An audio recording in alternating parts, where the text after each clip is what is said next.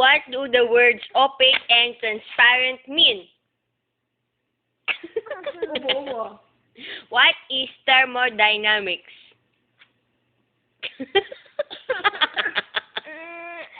What is a superatom?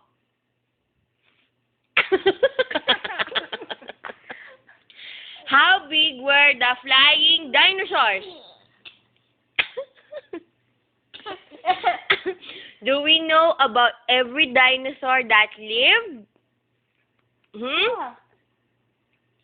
Okay, next question. When did reptiles evolve?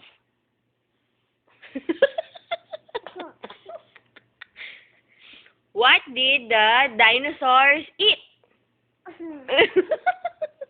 Siyan? Which was the biggest prehistoric fish?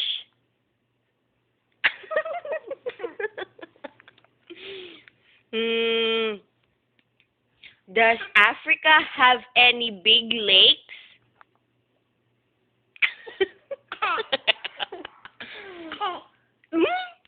What is special about Hawaii?